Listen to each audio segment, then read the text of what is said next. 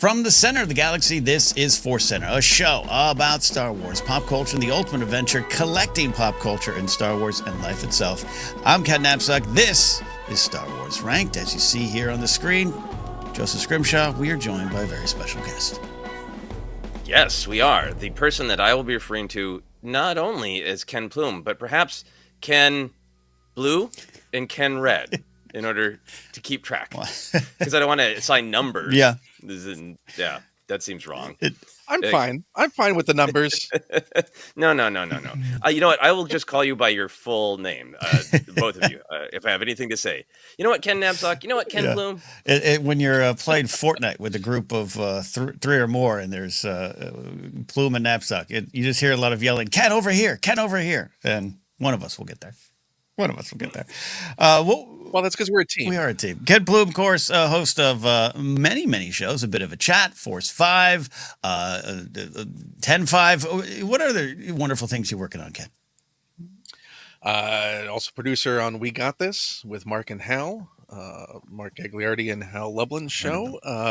Just a Few Things, another show I do where people choose their favorite objects from their collection and we talk about them, and Force 5 and Bit of a Chat, and too many things, but all wonderful. And we're here today to rank our favorite Star Wars Kenner action figures from the original 96. I'm also including the Power of the Force 17, which I'm not even sure if that counts in the 96. So I don't know if we're up over 100. Ken, you are being brought here because of your figure knowledge. Do you count the 17 and the 96? Are they among the counted? Yes. And Joseph, your thoughts on this?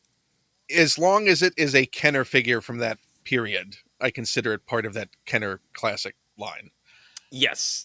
I think the droids figures are maybe a little separate. Yeah. Droids and Ewoks, I think we can. The droids and Ewoks probably are a little carve separate. out. But that, I mean, from my perception as a human who was alive then, great. I know they added the Power of the Force label, but it was more action figures in the same line. Yes. Yeah. It's what would have been in that line. Yeah.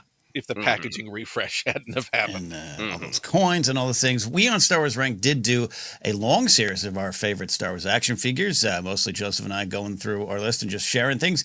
In this new version of Rank, we might be revisiting old topics with some new passion and this new style, and this is one of the places we wanted to go. It makes sense to go to action figures being key to the lifeblood of Star Wars. So when I think action figures, I think of a few people, to be honest. I don't want anyone to feel left out there, but Ken Plume, you live a life in action figures.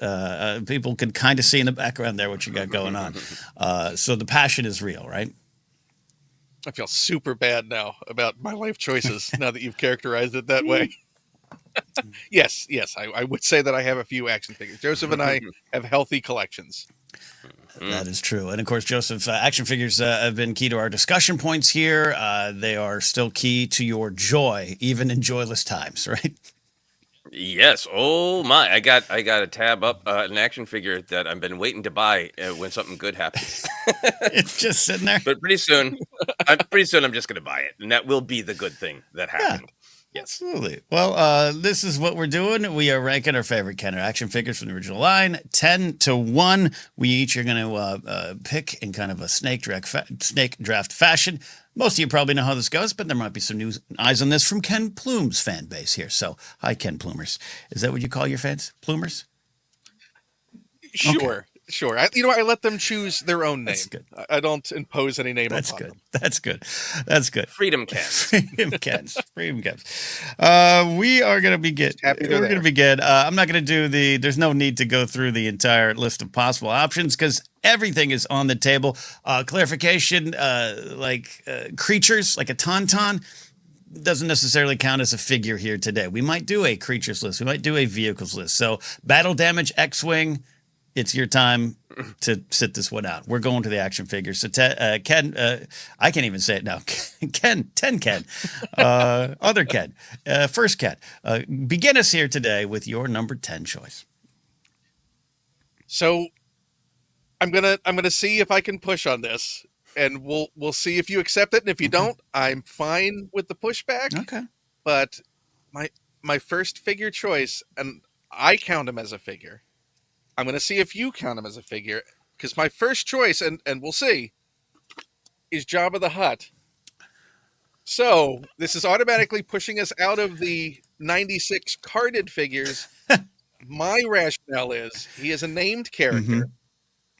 He is not like a generic Tauntaun. The Tauntaun didn't Herb the Tauntaun. Right. We didn't have him as a named character. Double. Jabba is a very, very important character within the action figure line. Yeah. Yeah. I would like to go with Jabba first, but I'm willing to go with Pushback if need be. But as far as an iconic figure for me as a child, Jabba was central to so much playtime as a character, and just a fantastic representation within that line of the character. Look, I'm going to bring in Joseph here as a impartial second judge, I guess. But I accept this. No impartial. I accept this for my money because, yeah, it is not on the card, which is a shame that there wasn't just Jabba's hanging on the pegs there. But he is a figure, and who are we to say size-wise, big or small? Salacious B. Crumb, not an action figure? Is he an accessory? That's Sally B. This is Jabba the Hutt. I accept it. Joseph, do you have any pushback on that? No, I have no pushback. I accept this from Ken Plume for many reasons. One, because Jabba was on my list, and now I can take him off my list. So that's number one.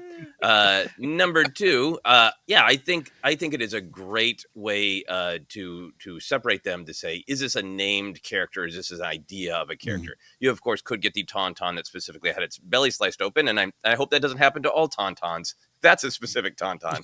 But in general, it's a Tauntaun is a generic thing. Yeah. Jabba the Hutt is a specific thing. And if we're looking for other metrics of how to separate a specific beast from an actual character, I think does anyone ride them in the films?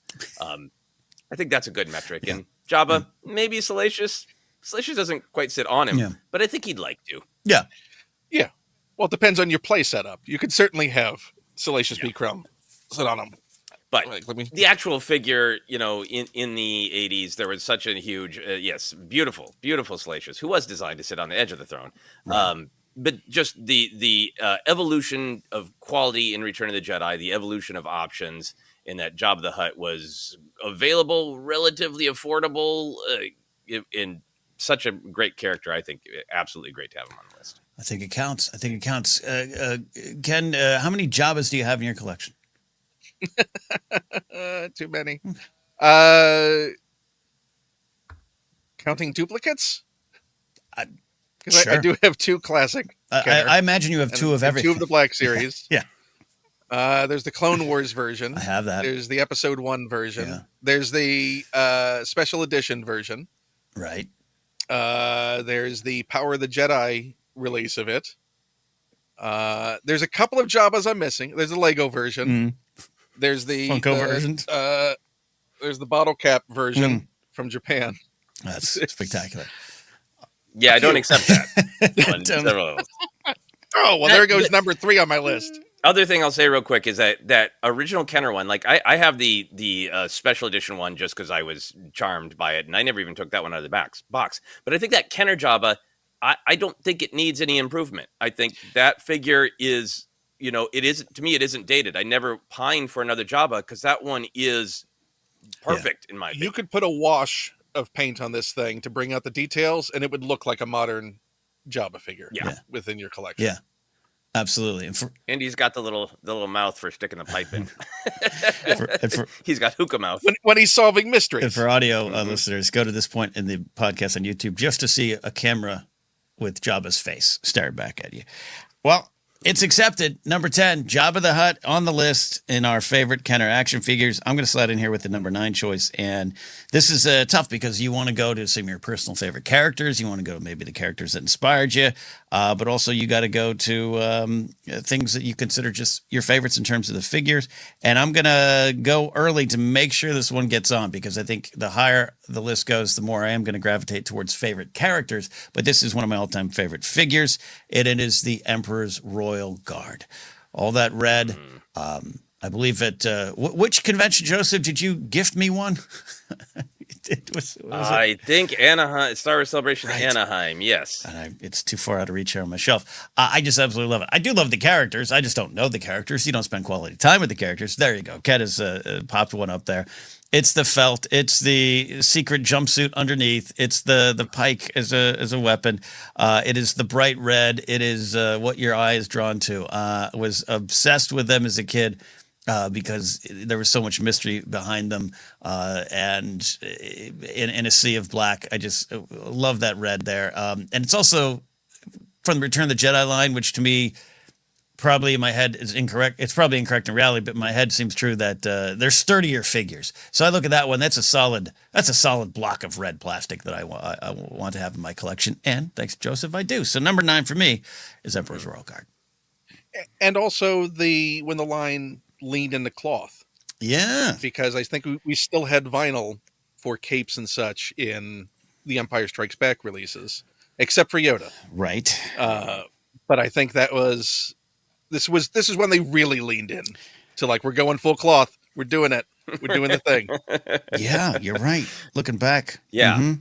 I mean, an action figure that is both kind of the deadliest, scariest, most mysterious, and also looks like they're wearing a large security blanket, like Linus is under the helmet. Yes. That's a great combination. Yes, that's true. It's power and comfort. Power and comfort. Yeah, and I'm looking. Yeah, you're right. Maybe Ugnaught had a little bit of cloth. Yeah. Yoda sure did. They were looking at small things, but this was like, we're going to do it. Up the cost, up the production cost. The Emperor's Royal Guard gets a cozy blanket wrapped around him. Sorry, I'm having so much fun clicking on the figures in the background that I'm getting lost. Good thing they don't have add to cart on here for a lot of these choices. All right, so we're at Jabba. We're at Emperor's Royal Guard. We got some vile gangsters and some bad dudes. Joseph, you're number 8. We're going to stay in the baddie department because this is one that I think might make on the list, but I'm going to use it to make sure that this one gets on the list because I think it's a character that is really close to my heart, an action figure that's close to my heart. So it's a favorite, like you were saying, Ken Knapsack, but it's also somebody who I think deserves to be on the top 10 and might not make it unless I put him there. And that action figure is from The Empire Strikes Back, Bosk. Now, Bosk is a favorite for many reasons as a character. I do love the actual screen time that he gets in The Empire Strikes Back. The great growl, the great just naked toes hanging there, disrespecting the Empire's floor. Of course, all of the legendary. He's wearing the Doctor Who outfit from the 10th planet. Blah blah blah blah. But the actual figure is I spent hours just studying the figure itself. The figure itself, I think, is a representation of how sort of different and weird Star Wars can be in that they could have just made him more normal, right? They could have just said, hey, I know it's not what the character is, but in order to make the line easier, let's just give him regular length arms and normal hands. And they're like, no, this character who is on screen for 0.02% of Empire Strikes Back's running time must be honored with full lizard arms and weirdly curled lizard hand in an attempt to guess, well, how would he hold his cool blaster? And let's not even give him a regular blaster. Let's give him a blaster that no other character has. So years and years, decades later, Joseph Scrimshaw can fire that in a video game constantly. The other reason that I wanted to pick Bosk, and I'm sure there'll be other figures that represent this, is I do think it's one of the incredibly important parts of the Kenner line that they took figures who barely appeared in the film or characters that barely appeared in the film, made figures of them, and that caused us to develop a strong relationship of them and dream of the characters. And I think in modern days, we have the internet and jokes to do that. We have the Glup Shido phenomenon for people to pluck a character and try to make a big thing out of them. But back in the day, just the existence of a Bosk action figure was the Glup Shidoification of its time that made us fall in love with specific characters like Bosk. This is a great choice here. Plume, we'll get your thoughts on it here. the thing to me, just as I was just scrolling along on galacticfigures.com, as we often do, it stands out. It stands out almost over all the other bar figures, just because not only the things you're just talking about, but the bold, bright colors, the details and the revelations. You learn more about Bosk because of the figure. But there's something I'm looking at the other figures they have here, the more Bosk figures pictures up on galacticfigures.com, and they're great. They're almost too detailed. What I love about this one is this is Lizard Man in pilot gear. It is as advertised. Yep. And it's so simple. It's genius.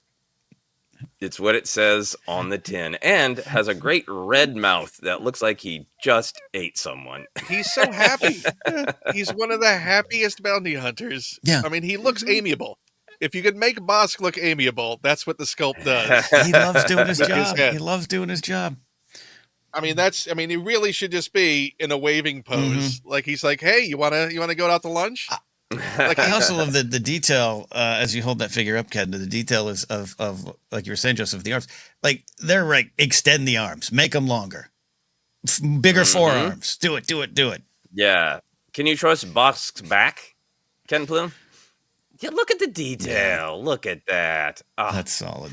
I mean, and the original Kenner line was not reusing a lot of parts.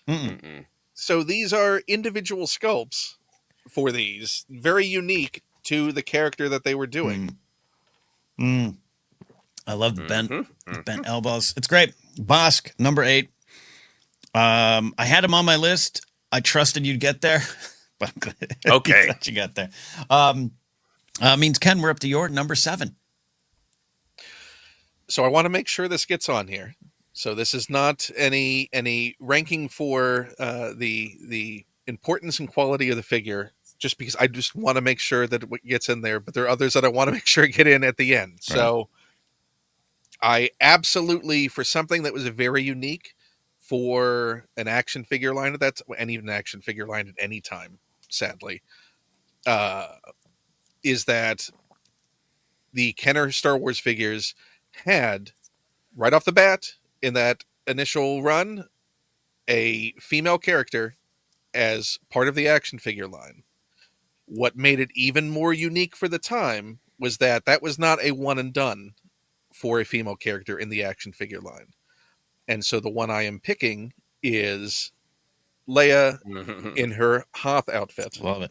Because they were like, this is a character important to this film franchise, to the movie, and she is going to get a brand new figure for this line. And I mean, that outfit is iconic as well. And the sculpting, you can see the improvement from the original. Let me see if I can find the original. Oh yeah, Princess Leia figure. Yeah, but just the fact that they leaned in and went, no, this is an important character. We're going to do it. You're going to get multiple representations of this, just like every other character that's a main character in this series, because she was represented that way in the film. So for doing that within an action figure line, which is still, again, sadly a rarity, I'm picking Hoth Leia. Love that decision. Make mine Hoth Leia is one of the things near and dear to my heart. One of my favorite characters, but also one of my favorite aspects of the character. The general leading in the front, the soldier on the front line as things are around her, being a true hero, and then just some of the great lines from her and Han in that whole sequence. So to have it represented in figure form, and you're right, no small feat in a line that doesn't have a lot of options for female characters. It makes sense to go all in on Leia, every aspect of her. And I'm with you on this one. There's and that it's Bespin Leia is a great choice. Could show up on the list too, but that Hoth Leia is kind of in stark contrast to what you grew up with the first film with Princess Leia. Though she's a character of action, she's firing a blaster. Make no mistake, but it's a princess. It's a robe. It's this. It's the hair. This is Soldier Leia on the front lines. I've always loved that one. And one of the things I love about that figure is that it actually did come with a blaster that she doesn't use in the film. Like Leia uses the Stormtrooper blaster on Bespin in her awesome Bespin escape costume, which is the stripped down Hoth Fatigues costume. But she that figure came with the holdout blaster, what is now known as Satine's Lament, and it easily could have, as you said, Ken, leaned into the sexism of the day, and she could have come with a General Medine pointer, right? But I love that they gave her blaster because that's fighting Leia. Fighting Leia. That's what it is. I'm Leia and I like to fight. Love it. That is great. Great. All right. Well, we're rolling along. We're going to go to my number 6. And now it starts getting really tough because do you want to go with the classics again? A character you love, one you just think's a great figure. And I'm going to go to, I got to go to back to Return of the Jedi. And I'm torn between two. I'm doing one final last look here. One will get an honorable mention. That's it. All right. Biker Scout it is. Biker Scout. I'm partial to the Biker Scouts. Love them speeder bikes. I think some of that obsession came from the fact that when I was like 7 or 8, there he is. That's a great. It's just I love the sculpt, I love the difference, but learning that. And I don't know. It's funny looking back. I don't think it was with this figure, but learning that part of the Lucasfilm team and ILM used action figures to kind of previs the Biker Scout sequence. I just was like. Then I got to get those action figures. Like it was a part of my collection I needed. So I can feel like I was close to the making of the movie. Not going to get into the weeds on why I love the Biker Scout overall, but as a figure, and again, it's got some heft to it. It's just something about the sculpt. It's a little bit more 3D to me in a weird way, a little more detail. This is, we're looking at 1983 by this point. Remember, this line is kind of directly competing with G.I. Joe for many kids on the playground's attention. And more articulation with the Joes, more weapons, a lot of different things going on. And so this is one that I felt like, and I never felt cheated, but I felt like this could compete with the Joes in my collection as well when I threw them all on the living room floor and played with them. So make mine Biker Scout there. I think that's a great choice. And I think, I don't know what the condition of pants were in G.I. Joe action figures, but what was so incredibly important to me as a child with Return of the Jedi figures is that they had discovered wrinkles in pants. Yes. If you'll hold that Biker Scout back up and show us the back of his leg, the front of his legs, and the back of his legs, the hours just running my fingers up and down various characters' legs to feel those amazing, impossible wrinkles. That level of detail was new and exciting, and also it does make the character up more rather than flat. Yeah. It makes it artistically, aesthetically more interesting. Yeah. He's even got neck bunching. Oh, neck bunching. Who doesn't love neck bunching? This is the level we were up to in 83. We Yes. got neck bunching. Yes. No, the detail on the legs, you're absolutely right. I think that's part of the reason I felt they competed with Joe's. And to answer, I'm running through a list of Joe's and crinkles and creases in their pants, and I don't recall them. Maybe a little bit later. Maybe a little bit later. But they had nice iron slacks to take into battle. Biker Scout was ready for action. There should have been a G.I. Joe character called Crinkle Pants, and then. But there's no way to keep a straight line when you're constantly bending to get on that speeder bike. No. That's gonna come untucked. It's gonna come out of the boots. There's no way it's not going to. That's the thing. Cheap Imperial cloth. He's ready to get on a speeder bike and chase a little teddy bear through the forest. He's ready to go. That is my number 6, which means we are racing towards our top 5 favorite Star Wars Kenner 96 action figures. Joseph, where do you go with number 5? So I have 2 selections left, correct? Yes. I have 2 selections and 4 figures on my list that I feel must be on the list. So do I go right with so now this becomes a game of guessing how well I know Ken Knapsack and Ken Plume. It's a trust exercise. It is a trust exercise, and I feel I'm going to fall on my back. I don't know if I'll be caught. And that's a huge indictment of the Kens. No, it's a celebration of the diversity of our love that I'm concerned. All right, I'll put Will we be betrayed? Yeah. All right. Well, you know what? I'll go with personal honesty Yeah. because that can never be betrayed. I'll go with personal honesty. I feel he must be on the list because of my personal love and his importance. And then we can have two people holding up an action figure. I am going with Empire Strikes Yeah. Back. Yoda. The only question is, will Ken Plume have hard orange snake or soft brown snake? That Well, the only one that Go I have for to it. hand has no snake. Oh, No snakeless Yoda. Poor snakeless Yoda. This, Oh, you made Yoda sad. I mean, You gotta look for his that's so snake. great. again, one of the things that is exciting about this figure is we can celebrate the accuracy. I celebrate the accuracy of Bosk. There's also invention. Mm-hmm. I saw this action figure and went, oh man, I'm so sad. I was 6 years old. I'd only seen Empire Strikes Back in the theater once. I had the comic books, but I didn't remember Yoda wearing a snake on his neck like an exotic dancer. You don't remember Pro Wrestler Yoda? She's Britney Spears at the MTV Movie Awards or Video Awards, whatever.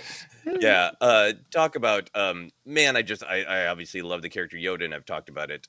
Why I think the character was funny, and I think in a deep way without having to intellectualize it as a kid. It's like, hey, I feel like I'm weird, that people look past me, and that I know more than people give me credit for. And so I'm drawn to this little guy who's funny and weird, but also smarter than people think he is. I think that's part of Yoda's charm. And I still remember wanting this figure, turning around in the store, and him being there. I had a specific separate container for this Yoda to keep him safe. There was an asshole kid on my block who waited for my older brother to not be around. And whenever my older brother wasn't around, he tried to talk me into the Yoda trade, where he was going to give me like 17 action figures, and they're all like beat up, old Darth Vader's missing an arm. Can we talk about the black market of childhood trades of our youth? Like, is that a thing that's gone now? Is that more closely monitored as far as? I think it's called the internet now. It's called eBay now. Ridiculous trades. Called eBay. But as far as kids outside of their parents' purview, just deciding without any knowledge of how much things cost, going, yeah, I'll give you this bag of G.I. Joes for that Megatron, a thing I did. Yep. But Sean never won. And so I still have my beautiful Yoda to this day. And just as an action figure, incredibly well detailed for the Empire line. And still, like, the cloth is still holding up. The snake is still holding up. After all these years, I've taken his robe off so many times to study his under things as a child. Put his belt back together, still holding up. Yeah, those under things. I like to think that Sean is out there somewhere in a lair plotting how to get your Yoda out of you. Yeah, there's good luck. There's a Bizarro podcast of our figures we almost had, and he's on there. Sean's on there going, there's this guy named Joseph. He wouldn't trade me. He wouldn't trade me. Now, Joseph, you've spoken often about in the past you and your brother kind of had a collection that was maybe not divided, but it was divided. It was divided. Yeah. But it was like once you had it, it was yours, right? So there wouldn't have been any repercussions of a bad trade. How would that have worked? I want you to come out the winner on all sides here. Oh yeah, and I think my brother probably would have went to Sean and tried to get Yoda back. But there was no. Yeah. I coveted all those other action figures, and I knew mathematically it was a good deal, but no way. But our action figures taking Yoda off of Joseph, it's me. I love it. Love it. That's a great. I mean, it was on my list. I didn't know if I was gonna make it. I kind of trusted you to get there. I specifically put orange snake, but then that sounds like I'm being rude to your choice. The orange snake definitely stands out, though it's slightly bizarre. Your version, the one you have there that you showed, the better version, I think. Oh no, I have orange snake. That's hard. Oh, that's hard orange snake? Oh, on camera it's coming up a little darker. Got it. Apologies. Yeah. So I trust you. Number 6. Whichever snake you found first. Hard orange snake Yoda is my number 6. And I feel bad about the trust thing. I think the trust thing is I'm worried that we're going to be like a circular firing squad that all misses one another because we all assume that someone else is going to take care of this one. Yes. And then we're going to be down to number 1. It's Power Droid. But come on, guys. I thought you were going to go for this obvious one. Now I got to take that off the list. Yeah. It was this part of the new version of Ranked was not written into the Constitution of Star Wars Ranked, but I love that it's there. This corporate trust exercise it's become. Ken Plume, we're up to your number 4 favorite Kenner figure. So the difficulty of my calculus now is that I have a choice that I absolutely love and have continued to love. I'm concerned about the trust issue thing that Joseph has raised, and I don't want to fail that. So do I go with my heart and the decision that I had made ahead of time? Or do I take into consideration the long friendship that Joseph and I have had and the desire not to betray him in a moment when we're all very sensitive to betrayal? I will remain your friend if you betray me, Ken Plume. You should go with your heart. You should go with your heart. Okay, can you clip that out and send me that sound clip for my ringtone when he doesn't call me ever again in the future? All right. I'm going to go with.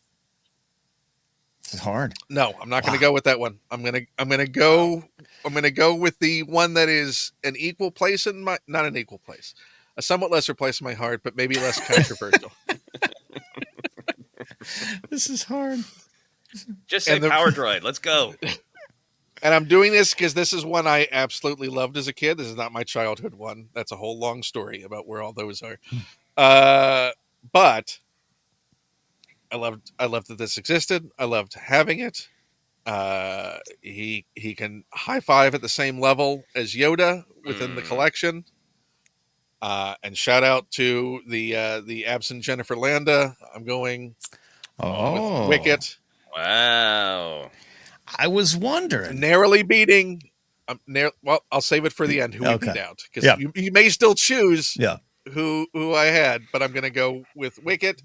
Again, the sculpting of it. Great. You got hair sculpted on it. They didn't go with a smooth thing. He looks like Wicket.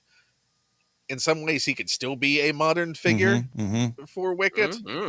The fact that he had a removable cowl that you could take off, which allowed for, in simpler times, hours of play.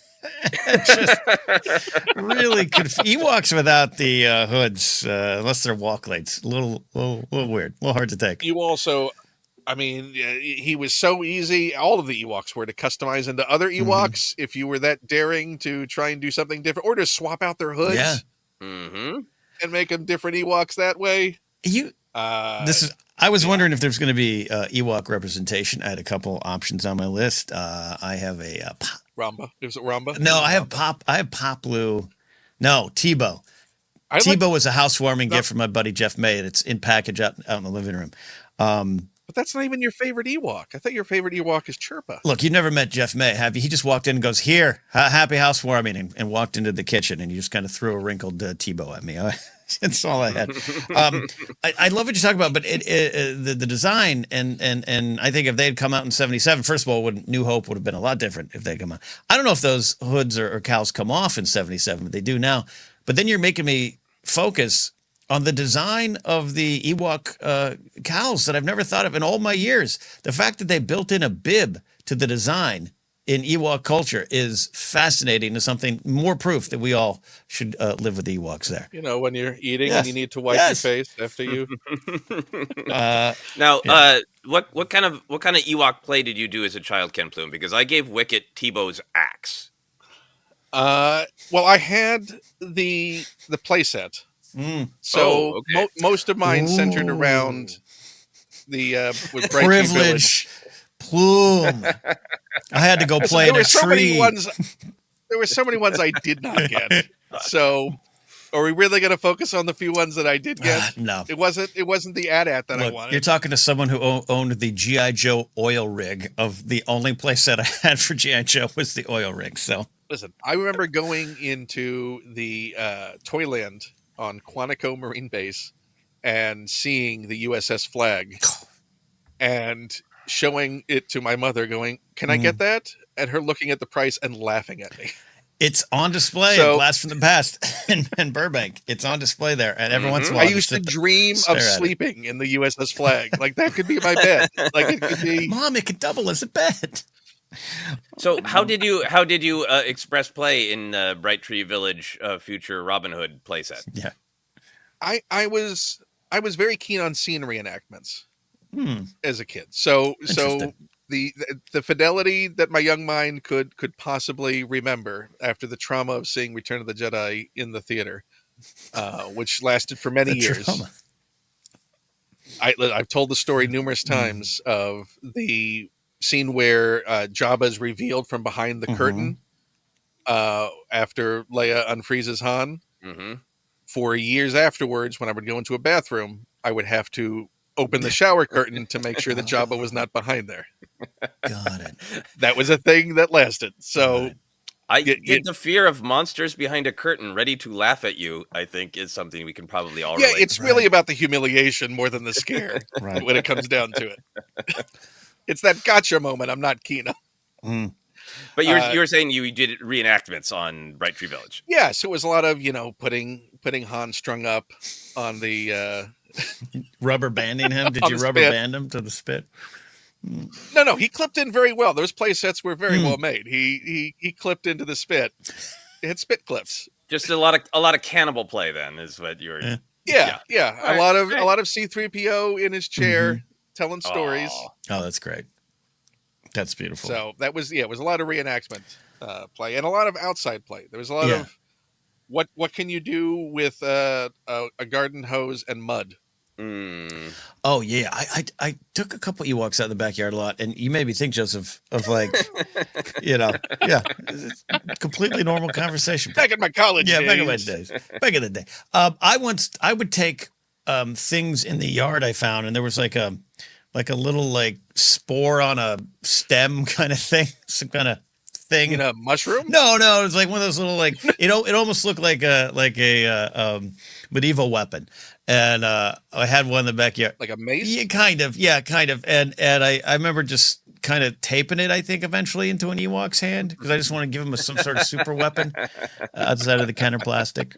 See, Ewok's got to be on the list. All right, well that's great number 4. I'm glad Ewoks are there. Jennifer would be happy. We're up to my number 3.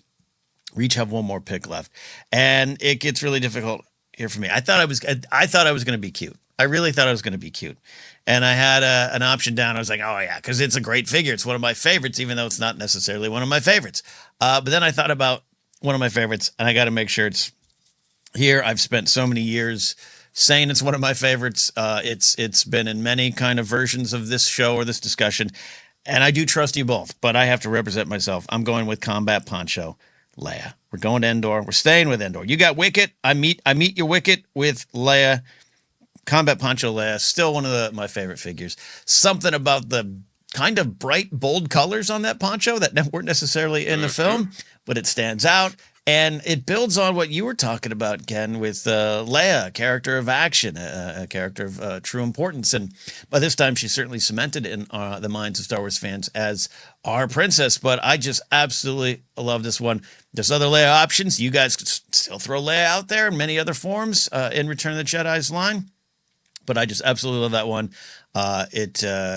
When I see that figure, when I click it up and bring it up on my screen, and I don't think I actually own one anymore. Sadly, I do not. I am either. transported back to 1983. This figure has such powerful nostalgia to it. There's just something about it I absolutely love. We're in the felt era. So we got a real poncho, and the blaster, the belt, everything about it. It's my princess in action down there in Endor. So it's my number 3 choice. I trust you both, but I had to get it here now. Which also means, if not for the helmet sculpted on, that she could also be combat briefing Yes. Leia. Ooh, yeah. If you take that poncho off. That's right, because under the poncho, so it is 2 in 1 because you can take her helmet off. I didn't think of that as a kid. Now I've regretted a lot of things in my life. And this might be one of them. Realizing. I guess you're going to be trolling eBay looking for your. For some reason, I took Yoda's robe off more than I took his combat poncho off. Yoda's to realize Yoda's that I taken had things. a whole other Luke's Leia. poncho off? I did, but I think I love that figure, but I think I love that green. I love the poncho, so I don't think I had as much sort of curiosity Indeed. And Yeah. well, see, I had a May Dean with pointer stick, and I'm really bummed that I didn't reenact a briefing. Which kid does not want to go to the playground and reenact a briefing? And an Akbar. You had an At Akbar. Akbar. Yep. There's no Mothma, right? There's no Mothma. No Mothma. No, Mothma. There's we a modern couldn't do retro that. version of it. Yeah, we couldn't do that. Yes. No, I mean, I would have, man. Yeah. All the briefings you could have. You had Prune Face.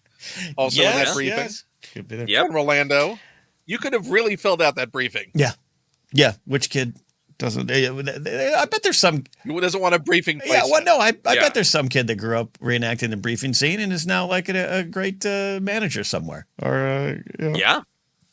Yeah, my brother could terrified not. of meetings now after that trauma of seeing it. Yeah, my brother couldn't keep Han's jacket on to save his life, that Endor jacket, because he wanted action vest on. Oh man, Yeah. trench coat Han is also on my list too. I would think, but Yeah. oh, imagine having that figure and your brother. Did he lose the coat? Oh no, he just I think he hung it up in a He little hung it closet up in somewhere. the little closet. On a tiny little hanger that he had constructed out of a paperclip. Perfect.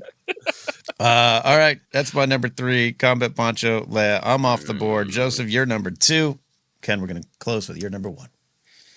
Yeah. All right. So this is a shocking sweep for Endor right now. Wow. This list. So I have 3 left that are in my musts, which doesn't work out mathematically. One I feel is a number 1 action figure spiritually. One is my actual personal favorite, and one is my second personal favorite. But I think my own personal favorite has a good chance of being number 1. So I am going to go with my second personal favorite. And that is going to be a hat trick for Leia Organa.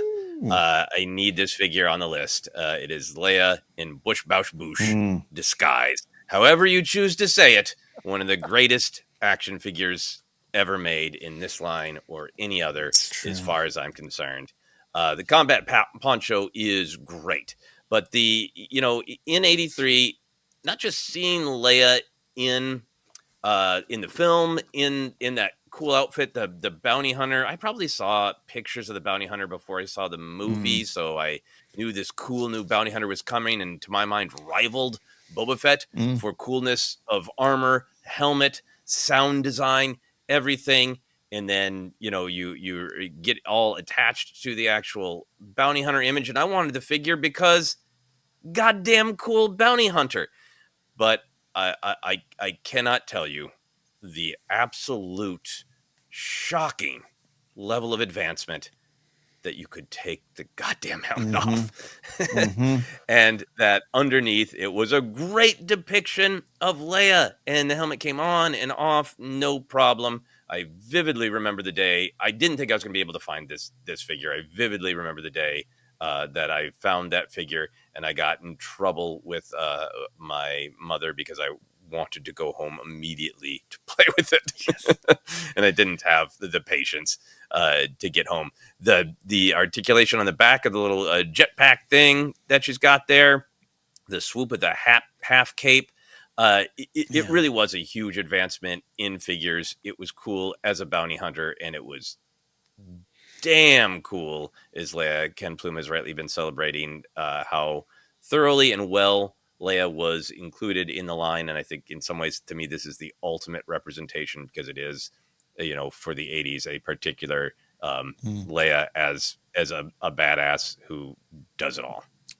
Yeah, you're right. The adventures you could have as just Bausch or Bouche, which is a ForceCenter tradition that we've never wanted to correct, by the way. We don't care what the right way is. We say it the way you want to say it here.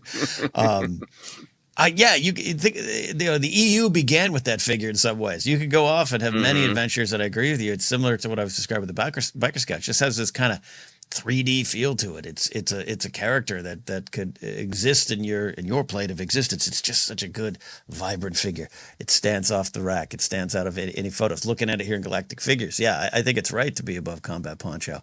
I think it's a close call without a doubt. But and years ago there was an old YouTube channel. I don't remember the name. It was a guy who didn't set out to be a YouTuber. He just was like, oh, I can put videos up on the internet. This sounds good, and he would share his Star Wars collection. And he was kind of at the forefront of ASMR and Star Wars discussion. It was really weird. And he disappeared. But his whole thing was this figure. He's like, this is the one that got me started back in the day. This is the one that got me back into the collection. And he just would share it and he'd talk about it. And I think about that often. I don't remember the name of the channel. He went away. He probably could have been a YouTube millionaire now because he was just doing some groundbreaking things early on. But this figure, for all the reasons you're saying, is one of the greatest. All right. I mean, for me, yeah, the idea that you could take that helmet off and on so easily and have no concern about it, and the tactile feel of the rubber of that removable helmet is also something that very much feels of that period. Yeah, in a day where they're still struggling with helmets, I got the Sabine with the super big helmet, and that one looked perfect. Yeah, I mean the scaling looks great on it. The sculpting, like you were talking about, the swoop of that, the bit of the cape coming down and how that was realized. All the ribbing that you have, vertical and horizontal on that, and just a scene builder. Yeah, I mean the fact that you really could build out Jabba's throne room with all of the stuff that they released. I mean, I can't think of any other scenes they built so effectively throughout the entirety of the line. Yeah, I mean, I don't even think the cantina was as well served as Jabba's throne room, and all of the you have, Amon, Yak Face, all of these characters that you could fill out and make a big, massive group that's just in that scene. Squid Face, Dirt Ass, all those great characters. Flub-a-dub, neck, Dimple Puss. Yeah, exactly. Yeah, EV99. Looking at some of the choices there, and I was just doing a scroll. I do believe this is the first removable helmet, right? Not counting the Ewok stuff. It came at the same time as Lando. Surprise, it's Lando in disguise. Skip. Yes, got it. Yes, great. But yes, I was going on. But this was the first full head, because Lando's was just was over the face, and the face was still visible. But my brother and I were both obsessed, and we had seen the commercials, and it's like, I want Leia, and he's like, good, because I want Lando, and we were gonna have a head taken off party, and we found them on the same day, and both got in trouble with our mom. She's like, you don't understand. When we get home, we can take the helmets off. Mom, come on, woman. Mom, surprise! Take us home. It's Lando in disguise. Come on. Oh, that's great. Well, this has been a tough one. I'm looking at some of the ones I left off, and I'm already questioning myself, but I'm happy with what we've got so far. But Ken Plume, you're going to take us home. We'll have a chance to share our close calls here as well. But you're going to take us home with our number one choice here for our favorite Kenner action figures from the original 96 line. What do you got? This one for me was always the number one choice. This for me was, as far as an iconic figure and a statement that has been made numerous times for retail strategies, and the fact that this character always has to be on the pegs, and no matter the line, no matter the era, and the fact that it was one of the only ones that remained completely wholly unchanged throughout the line, but is so iconic for it, and an iconic character and representation for the film. So I think you two know where I'm going with this, but it's going to be Darth Vader. Wow. I like that. I once he started talking, I felt calm, but I was a little worried that the three of us were going to leave Darth Vader off the list and then be thrown off the internet completely, door shut, out of here. No, it's the one, right? It's the one in a lot of ways. There's some other ones. I'm surprised. We'll talk, but this is the choice. Yes. But that's the truth is, like, yes, there are many candidates for number one. Like other episodes of Ranked we've done, even like this, we've had to just be like, let's just put this thing in Hall of Fame because, come on, of course, it's the obvious number one. I think for this topic, there are multiple valid number ones, Yeah. and I think Vader is definitely a valid number one. And I think really important that we have one from the original film Star Wars on the list, Right. because even though those figures were more simple, more direct, Vader does have great detailing. That the face, the amount of ribbing. Mm-hmm.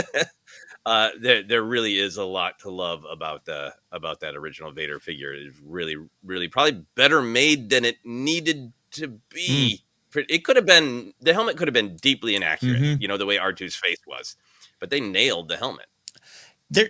Yeah, if you're gonna do one element that Yeah. you're gonna nail, you better get that helmet right. Yeah, there's something. I'm no toy expert, but there's something to me in hearing you describe things, Joseph. There that this figure kind of had to be great. This figure had to kind of cement the legacy of the line. There's other great figures in that line, to be clear. Maybe some worth more if you find the right vinyl cape or whatever. But there's just like this had to be. And for a character that was on screen, what, less than 20 minutes, 17 minutes or something like that, if you count it all. And he's without a doubt the villain. And there's no Tarkin in the line. This is your guy. This has to be the bad guy. I think the legacy of Vader is built a little part on the Kenner figure, I think, as well. But Ken, great choice. When did you first get a Vader? How many Vaders are in your collection? What lightsabers? More Vaders than Jabba's. Yeah, I mean that's also the difficulty in reconciling that. You don't approve of Vader as a character and his actions. Yeah. But indelible mark on a young child. Yeah. This is one of the most recent Vaders, and I saw him. It's like I don't need him. I have 8,000 Vaders, and yet I had to have him because it's a direct connection to that legacy of the one you were just. Yeah, I mean, you just they went back in the recent retro line, and did sort of what would a 2.0 version of Vader would have been in if they had continued to evolve.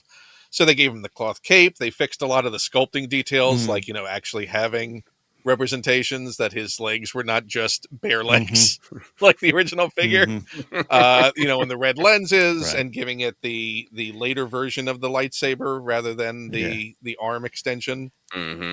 But it doesn't have that telescoping lens, not the lightsaber. It's the charm. best. Yeah, there's something charming about it. I love all the figures that have like the kind of like big wide lapel capes with the vinyl. Oh yeah, it's very 70s. And the fact, again, that they never felt the need in the line to update it because people were always going to buy a Vader. Vader was in all three films. That became the touchstone for it. The Mickey Mouse of Star Wars. That's your that's your brand character. It wasn't no other character short of, I think, R2. As far as a brand representation character for it, that just became iconic and seared as like, oh, that's Star Wars. If you see that on a package, if you see that on an ad, if you see that's Star Wars. It certainly maybe a stormtrooper. Maybe a stormtrooper could rise to it, but if you're going to put a stormtrooper, put Vader. Like you might as well, like why half measure. Yeah, and I had never, until you said, I never really, I'm scrolling through, like, they didn't release another Vader then, right? They just changed the card back. It was just a card back change. They easily could have in Empire put out a new one, even with nothing changed, but one arm molded to hold a separate lightsaber. Or just a cloth cape in the Jedi line. They could have done, but they did absolutely. I mean, he was the only vinyl caped character still left at the end. That's fascinating to me. I want a little mini doc on that decision. I it's a great. It's almost like a anti-capitalistic decision. Like, no, you already had your Vader. We don't need to make money off more. It's funny because it is so opposite of today, where you get every Vader imaginable, including like they keep trying to make it good, electrocuted by the Emperor. And the actual figures will look great with the skull kind of behind it, but then they'll always come with the weird like lightning that looks like he's putting on shampoo. Yes. Like the obsession with how many little changes can we make in Vader in modern lines is funny Well, compared to is the cloth over the yes, shoulder yeah, armor? Is it under the shoulder armor? Yeah, the there are exact variations on tint Vader. of the eyes. Yeah, like Mm. it's funny that that is the legacy that we're left with after 6 years of Yeah. Which 6+ I years. think cements it as number one.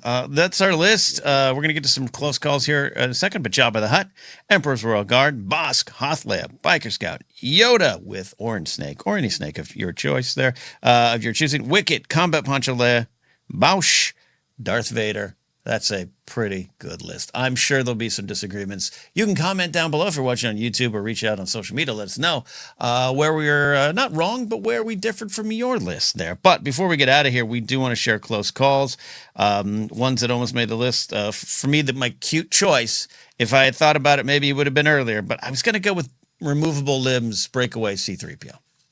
Mm-hmm. I think that's deserving. Yeah, I had it. It was, I never collected a lot of the droid characters, but it was amazing. Like, talk about reenacting scenes. I had the Chewie, put that backpack on, removable limbs, 3PO went there, and it's actually stayed there. I don't think I ever put them back together. I just put them in that bag. Tear that backpack, try and staple it back together, which is not the best way to repair vinyl. You couldn't get the Chewie arms. It was awkward. That's one of my close calls. Joseph, some of your close calls? There are a couple of fun ones. Like I really liked Prune Face, Ori Marco, of course, the famous Cloud Car pilot, or infamous. If you've been listening to ForceCenter, my relationship with giving that character identity, Hammerhead. A lot of great ones. But there are two not on this list that give me physical pain. Yeah, where did we fail you on the trust fall? Well, you didn't fail me. You made your honest and I think valid approach. Thanks for sugarcoating it. We failed you. I failed myself. Trusting us. Boba Fett. I think Boba Fett is one of the coolest action figures, the send away history. I was going to be cute about it and say, actually, the greatest Kenner Star Wars figure ever is a Boba Fett with firing missile, which of course didn't actually exist, but the myth that it existed fired so much imagination, so much desire. But the actual Boba Fett action figure, phenomenal. Look at that. Ken Plume's holding it up, the paint job. Anyway, so Boba Fett, feel bad leaving him off. But my actual number one, Luke Skywalker in Jedi Knight outfit. Yeah. I mean, I love the Bespin Luke just as much, but I think a lot of people making this list would put Luke Skywalker Jedi Knight as the number one. The cloth cape, the correct color lightsaber again. People who are not alive then. It was like they cracked perpetual motion energy, like that. This was they can do that. They have the technology that his lightsaber could actually be green. The sculpting, so beautiful. The bendy arm. So it met there. There's a trading card and a picture in the storybook that was Luke hacking on Vader, and his arm was bent exactly that way. So I kept raising it up to recreate that specific photo. It was. Sorry, this is the last thing I'll say, and then I'll shut up. Sorry, Ken. I interrupted you. This is the last thing I'll say. This is a memory I've been having a lot lately as the climate crisis worsens, and we all get to talk about, hey, what part of nature is trying to kill you more often? In the summer of 1983, I lived in St. Cloud, Minnesota, which is Tornado Alley, and it was a bad tornado summer. So we were going either in a closet or the basement constantly. And the one thing that I would take, the sirens would go off, and my parents or babysitters would be like, you gotta go. And like, no, you mean Jedi Knight Luke Skywalker and I gotta go.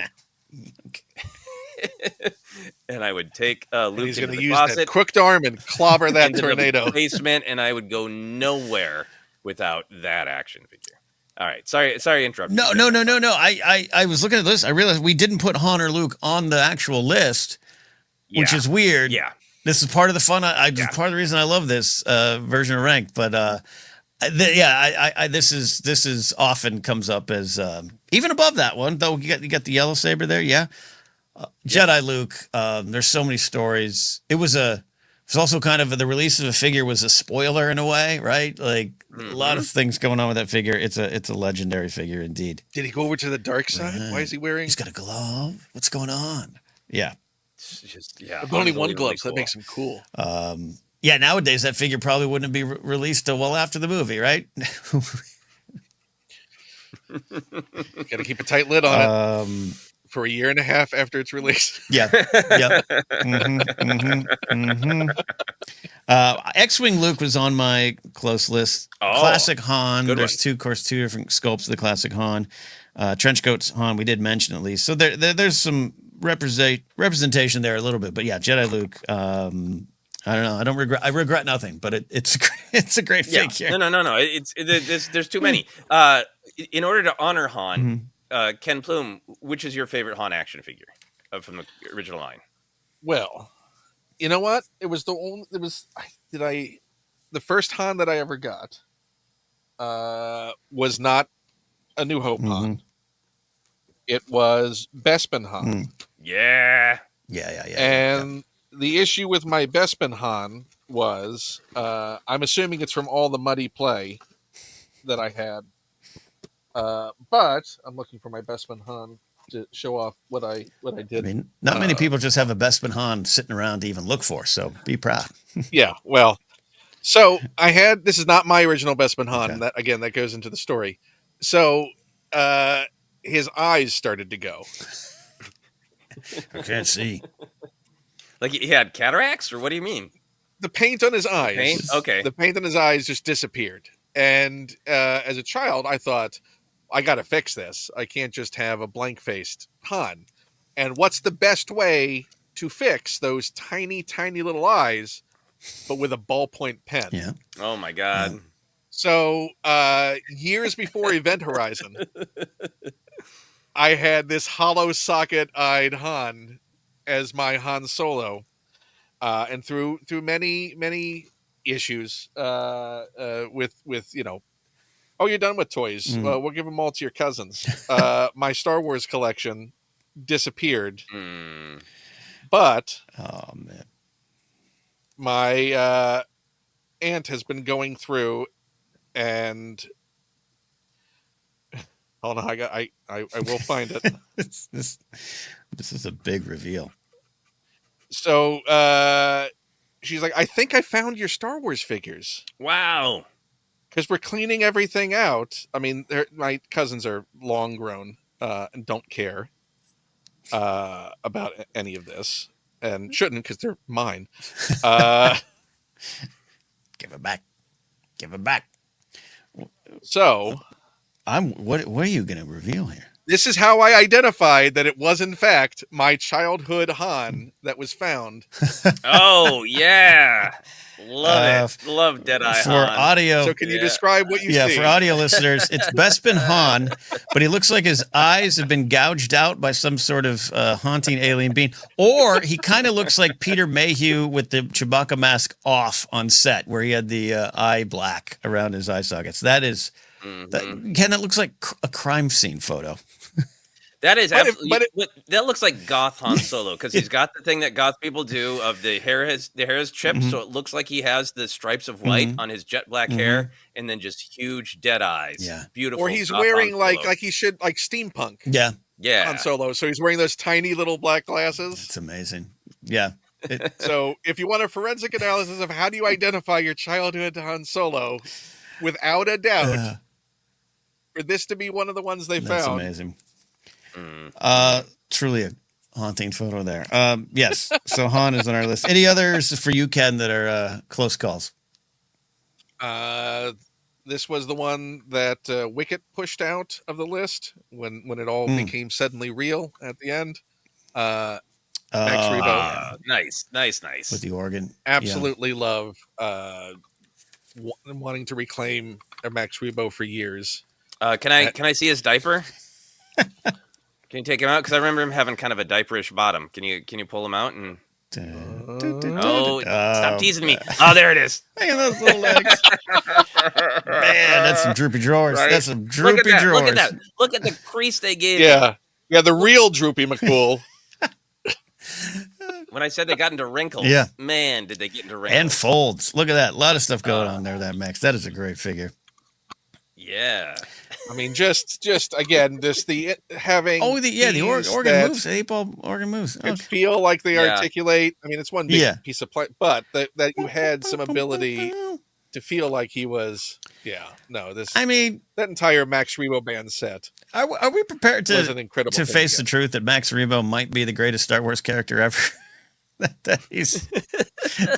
That's more Star Wars than Jedi Luke. It's that guy. Yeah. I mean,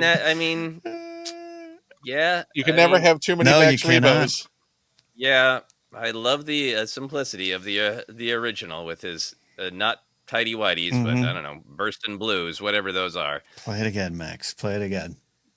Beautiful, beautiful, beautiful. Hit it, Max. So yeah, that pushed out the one that I thought was going to be on the list without a doubt. Okay.